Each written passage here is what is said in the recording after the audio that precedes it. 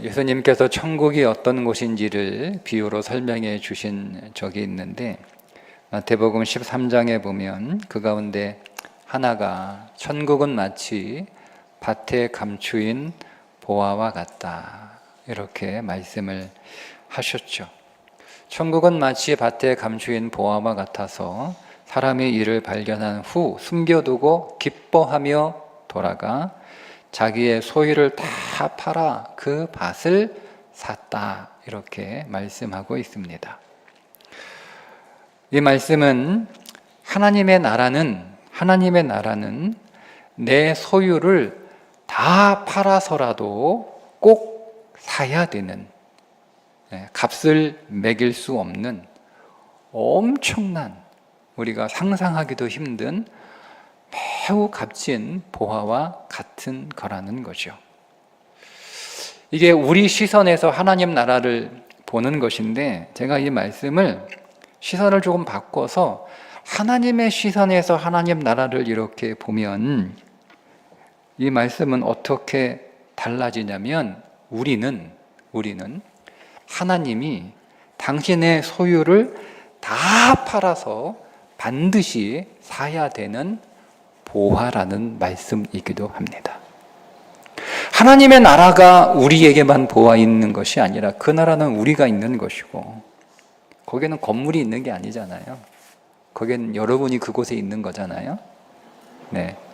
요한계시록에 나와 있는 거룩한 성 예루살렘의 그 아름다운 12보석으로 되어 있는 그 나라는, 그 보석들이 우리인 거예요. 건물이 아니고.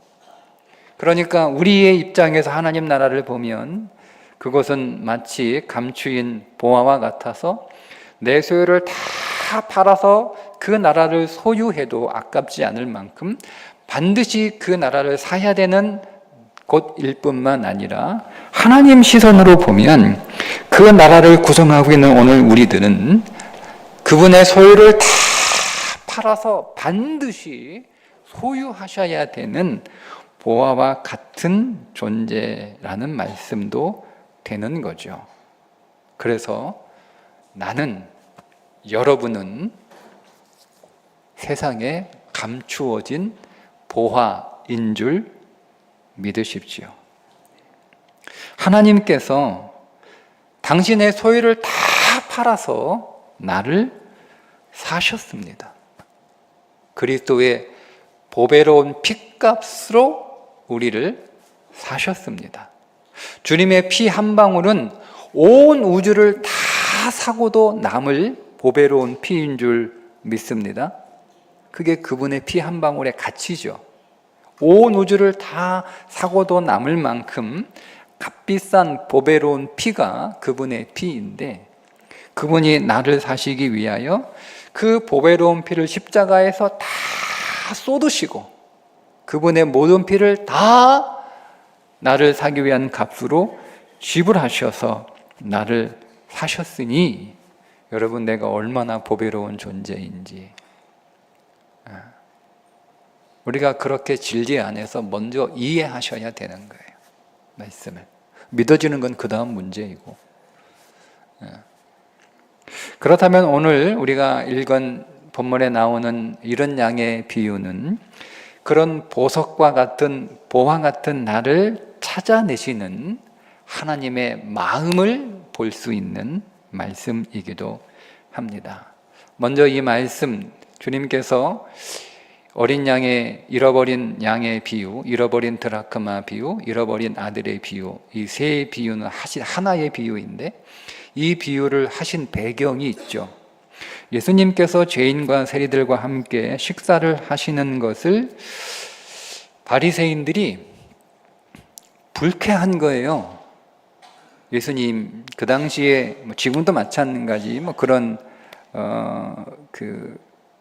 의미가 있지만, 누군가 내가 그 사람하고 밥을 같이 먹는다는 것은 그 사람하고 동료라는 뜻이거든요. 그 당시에는 더욱 그랬어요. 예수님이 세리와 죄인들과 같이 밥을 먹는다는 것은 그분이 그들과 동료라고 하는, 그것도 별로 불쾌하고, 14장 맨 마지막에 들을 귀 있는 들을지어다, 들을 귀 있는 자는 들을지어다, 이렇게 말씀을 하세요. 들을 귀 있는 자들은 들을지어다. 누가 들을 귀를 가진 자라고 생각을 했겠어요? 바리새인들이 자신들이 하나님의 말씀을, 저 예수라고 하는 랍비가 가르치는 그 내용을 들을 수 있는 사람들은, 이해할 수 있는 사람들은 자기들이라고 생각을 했던 거예요. 그런데 15장 1절에 보니까 그 예수님의 말씀을 들으러 오는 사람들이 지금 주님이 들을 수 있는 사람들에게 말씀을 하시는 거 아니에요. 누구에게 말씀하시냐면 죄인하고 세리들에게 말씀을 하시니까 자기에게 하는 말이 아니니까 들을 수 있는 자들이 나라고 생각했는데, 내가 제대로 들을 수 있고 내가 똑바로 들을 수 있고 내가 잘 들을 수 있다고 생각했는데 자기들은 부정되고, 누구에게 지금 말씀하시냐면 죄인, 세리, 이 사람들이 보기에 이 사람들은 못 알아들어요. 깨달을 수가 없어요. 아무리 얘기해도 못 알아듣는 거예요. 그렇게 생각하고 그렇게 취급해 왔는데 자기들이 부정되고 예수님이 죄인과 세리들에게 말씀을 하시니까 얼마나 여러분 마음이 불쾌하겠어요. 예? 응? 얼마나 불쾌하겠어요. 내가 똑똑하고 내가 신앙생활 오래 했고 내가 직분이 있고 내가 여러 많은 사역들을 했고 성경 공부도 했고 제자훈련도 했고 대학도 나오고 대학원도 나오고 공부도 잘하고 내가 들을 게 있다고 생각했는데 나를 치워버리고 내가 무시하는 사람들, 그 사람들하고 예수님이 대화하니까 나는 들을 게 없는 사람들이고 내가 무시했던 사람들이 들을 게 있는 사람들이니까 얼마나 불쾌해요. 그 불쾌한 바리새인들에게 주신 비유예요. 이런 양의 비유는. 그런 이런 양의 비유에 이 목자의 심정이 나오는데 4절에 보면 찾아내기까지 찾아다니지 아니하겠느냐, 우리 이렇게 번역이 됐는데요. 이 말씀의 의미는 찾을 때까지 결코 포기하지 않고 끝까지 찾아내신다라고 하는 의미입니다. 끝까지 찾아내. 주인이 양을 한 마리 잃어버렸는데 그 양을 포기하지 않고 끝까지 찾을 때까지 결국 찾아낸다는 의미예요. 그런데 그걸 그 많은 종들이 있었을 텐데 100마리의 양을 혼자 키우지는 않았을 거잖아요. 혼자 키우는 일은 없죠. 그 양을 키울 때 옆에서 조수하고 보조하는 많은 하인들이나 많은 종들이 있었을 거 아니에요. 양 한 마리 잃어버렸어. 그러면 여러분 같으면 누구 보내요?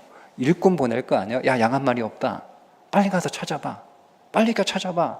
하고 누군가에게 뭐 조수에게 보내든 뭐 종에게 보내든 뭐 품꾼에게 시키든 누군가에게 시켜서 양 한 마리 꼭 찾아오라 이렇게 당부를 하고 그렇게 일을 맡기고 자기들은 자기 주인은 그 99마리 양 데리고 이렇게 쭉 집으로 이렇게 돌아가서 우리의 양 잘 보관하고 양 한 마리 시킨 사람 찾아서 돌아올 때까지 이렇게 기다리다가 우리 그럴 거 아니에요? 그죠? 뭐하러 내가 그 많은 양들을 맡기고 내가 직접 찾아 나서요. 시킬 사람이 있는데. 근데 이 사람이 직접 그 양을 찾아 나섰다는 거예요. 왜 그랬을까요? 왜? 네. 종에게 시키면 찾다가 그냥 들어올 거니까. 우리 시켜봤잖아요. 뭐 시키면 막 이렇게, 그죠? 시키면 끝까지 그거를 끝까지 찾을 때까지 그렇게 찾는 종은 없어요. 열심히 찾기는 하겠지만 그러나 계속 찾다가 도저히 못 찾으면 돌아올 거란 말이에요. 못 찾겠다고, 아무리 찾아도 못 찾겠다고 아마 짐승에 붙잡혀 간 것 같아요. 어디 낭떠러지 떨어진 것 같아요. 이렇게 하고 포기하고 돌아온단 말이에요. 어느 품꾼이 여러분 그 양을 찾을 때까지 찾아옵니까? 그 양을 끝까지 포기하지 않고 하여튼 죽었으면 죽은 거라도 확인하고 물어뜯겼으면 물어뜯긴 뭐 흔적이라도 확인하고 확인될 때까지 끝까지 찾아오는 사람은 주인밖에 없어요. 그런데 이 주인이 그한테 일꾼이 많을 텐데 그 사람들 안 보내 자기가 직접 찾아온 이유가 뭐겠어요? 그 한 마리 잃어버린 그 양이 보화이기 때문에 그렇습니다. 그러니까 포기할 수 없는 거예요. 자기에게 그 양은 보화인 거예요. 포기할 수 없는 보화. 그래서 일꾼시키면 열심히는 하겠지만 불가능하면 중간에 포기하고 돌아올 것이기 때문에 안 되잖아요, 보화는. 그래서 자기가 직접 찾아가서 내가 직접 찾아내 직접 데려와야 하기 때문에 자기가 직접 간 거예요. 그 양은 그저 한 마리 양이 아니라. 여러분은 여러분 발로 교회 오신 것 같죠? 여러분의 의지로 여러분 교회 오신 것 같죠? 여러분이 선택하고 여러분이 결정해서 예수 믿은 것 같죠? 아니요. 절대 그런 일은 없습니다. 누구도 자기 스스로, 자기 발로, 자기 선택과 자기 결정과 자기 의지로 하나님께로 나올 수 있는 사람은 한 사람도 없습니다. 우리가 예수님 믿게 되었던 것은 그분이 나를 포기하지 않고 끝까지 하나님 나라의 보화로 여겨. 내가 하나님 나라의 보화이니까 나를 끝까지 찾아내시고 찾아오시고 포기하지 않고 나를 건져내셨기 때문에 내가 예수 그리스도를 믿을 수 있었던 거예요. 결코 내 의지로 주님을 믿었던 것은 아닙니다. 우리의 믿음은 여기에서 시작될 때 그때 비로소 본격적인 믿음이 시작되는 거예요.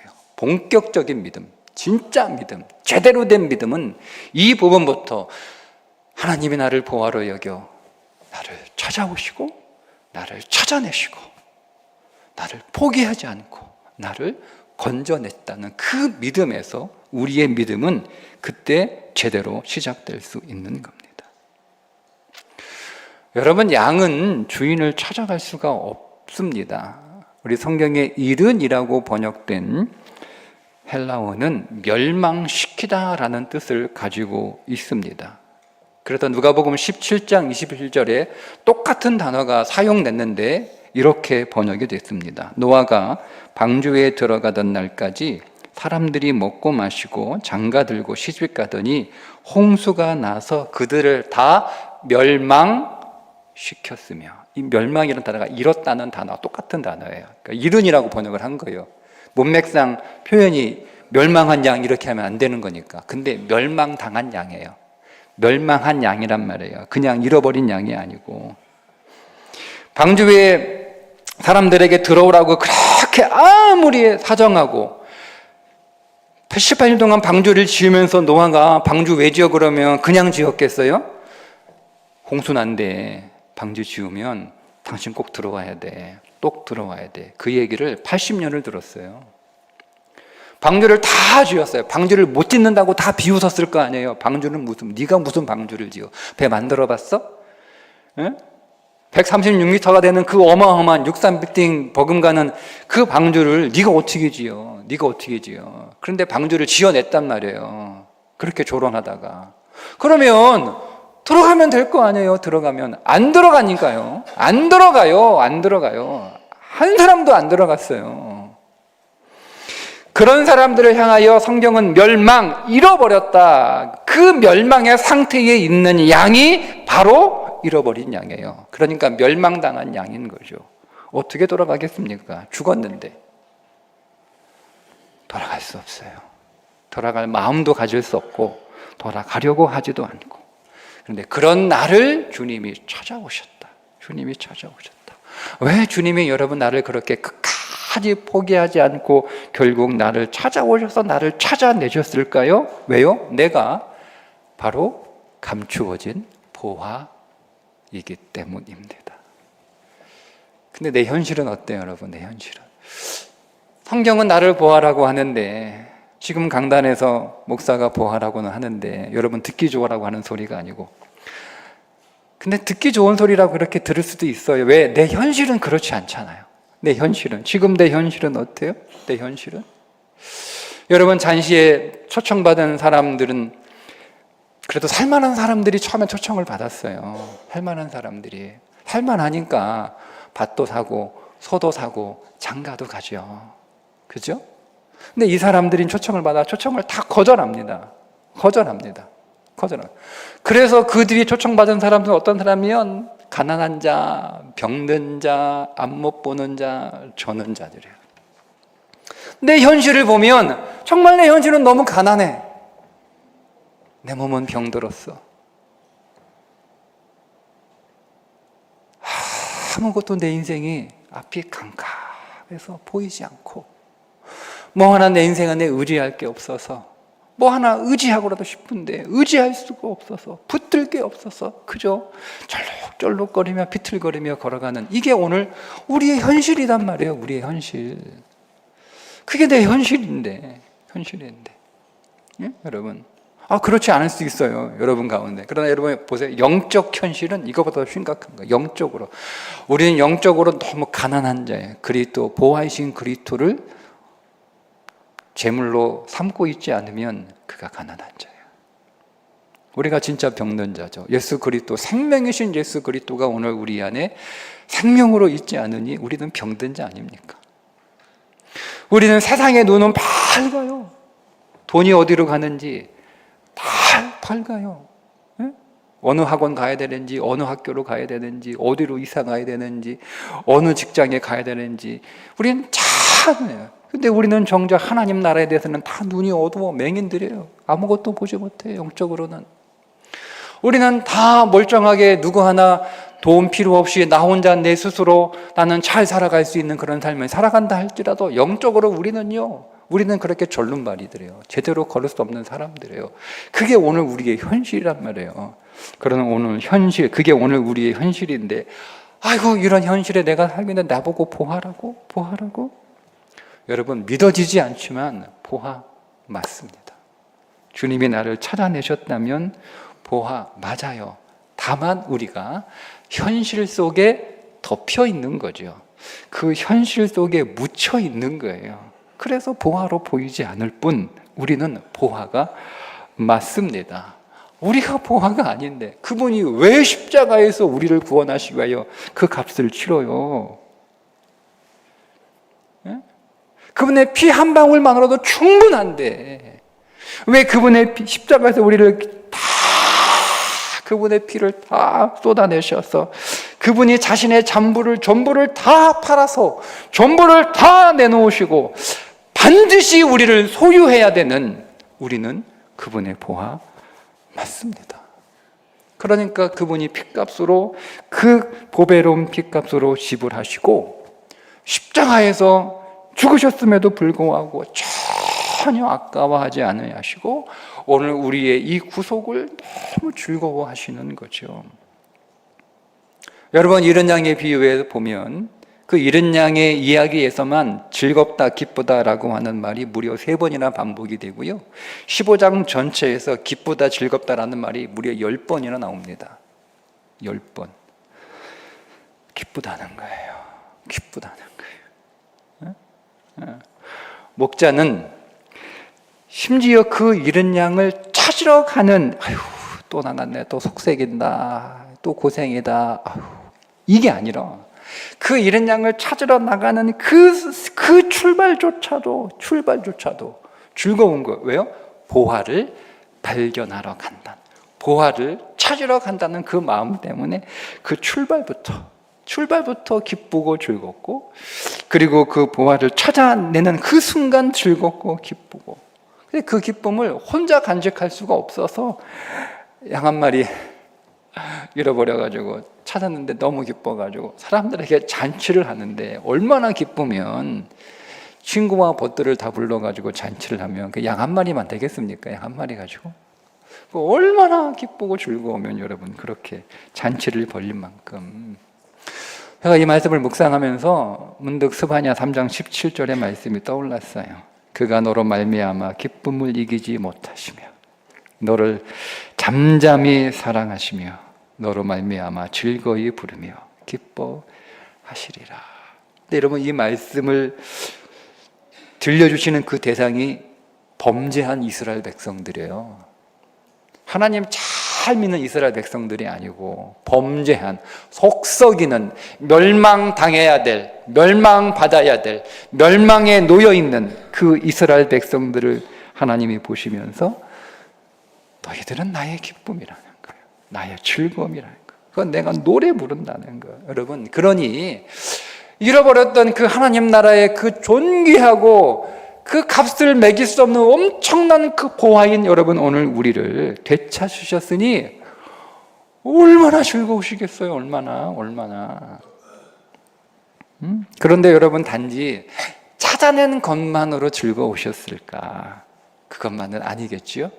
왜냐하면 이제 그 감추어진 그 보화를 세상에 빛나고 아름다운 보화로 만드셔서 드러내실 것이기 때문에, 그 기대 때문에 더 즐거우셨던 것은 아닐까라고 하는 거죠. 여리고성에 하나님의 놀라운 엄청난 보화가 있었습니다. 누구일까요? 기생 라합입니다. 여러분, 이번 주 여호수아 통독하셨겠지만 이상하지 않습니까? 왜 정탐꾼을 보내죠? 40년 전 정탐꾼 보냈다가 실패했는데 왜 정탐꾼을 여호수아가 보냈을까요? 왜 보냈을까요? 여호수아가 보낸 2명의 정탐꾼이 한 일이 뭐예요? 한 일이? 성경에 그들이 한 일이 뭐예요? 숨어 있다가 돌아온 거예요. 3대 밑에 숨어 있다가 돌아온 거 말고는 한 게 없어요. 근데 왜 보냈지, 정탐꾼을? 왜 보냈지? 저는 이게 이상해요. 왜 보냈지? 별로 할 일도 없는데.